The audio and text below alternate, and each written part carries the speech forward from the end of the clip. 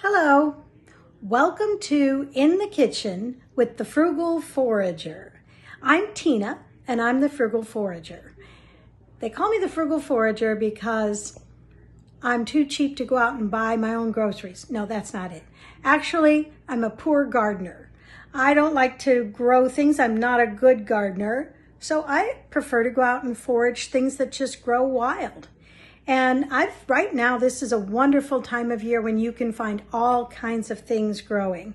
Midsummer, lots of wonderful things are growing right in your own backyard, which is where I get most of my things. But every now and then I find them in somebody else's yard. And then of course I ask them if I can forage them, as long as they don't spray any kind of pesticides or have a pet that uses that part of the yard, then I'm good to go.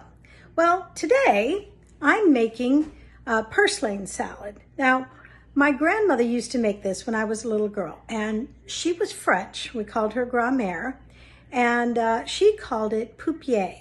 So whenever I would see poupier growing in the cracks of the sidewalk, I would get very excited because I knew that we were going to make some poupier salad, or later when the internet came along, I found out that the English word for poupier was purslane. So this is purslane salad. It's really one of the simplest things you can make. So this is purslane. And as you can see, it's a succulent, very green. And you can eat it raw. It's quite good raw. But as I said, I prefer to make it the way my grandmother made it, which is as a salad. Now what I did was, first I just boiled some purslane. And this is what it looks like after it's boiled. I boiled it for about 5 minutes. Then I'm just going to throw some vinegar and oil dressing on it. And then I'm going to chill it. And then it's ready to eat. Now, if you really like making things from scratch, you might want to make your own vinegar and oil dressing. But if you have a really good bottled dressing that you really like, that's what I'm going to do. I'm just going to use the bottled dressing. So meanwhile, I've got a few other things here that I've got going on that I wanted to show you. First of all, I am making something called nocino. And what this is, it's an Italian liqueur, and it's made from green, unripe Missouri black walnuts. So this is the time of year when you can get them when they're still green. And this has vodka, lots of sugar, cinnamon stick, vanilla bean, and cloves in it. And this is going to sit for several weeks. It's already been sitting for about a week and a half. And you have to shake it every day.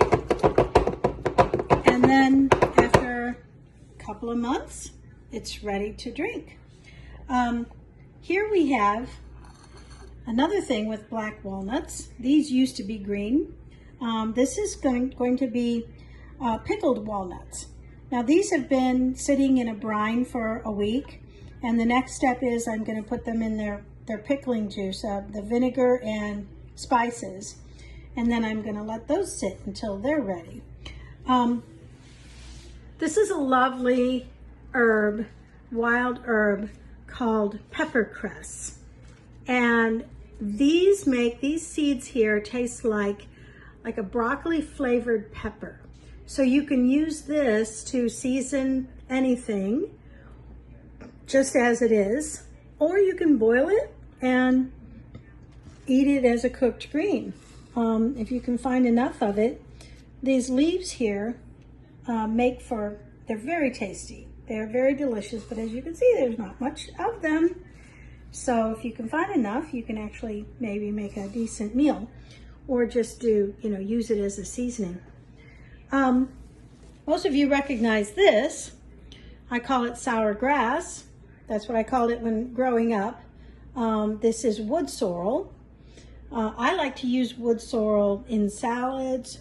I put it on sandwiches in place of bean sprouts, or it's can be your combination pickle, lettuce, bean sprout, because that's what it tastes like, a combination of all that.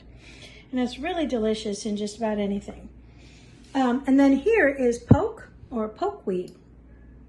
Now, this you're supposed to harvest before it gets too tall, because they say it has toxins in it. So you want to get it when it's young and short. I like to put it in a vase of water until I'm ready to fix it, because it keeps. It's really actually a very lovely plant.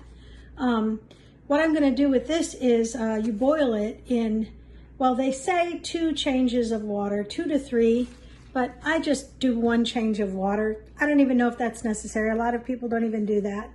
But I've always just done 1 change, and I'm here to tell you that that's perfectly fine. And then you saute it with bacon and onions and a little salt and pepper, and it is delicious. So that's it for now from Tina the Frugal Forager. I'm going to go throw my vinegar and oil on my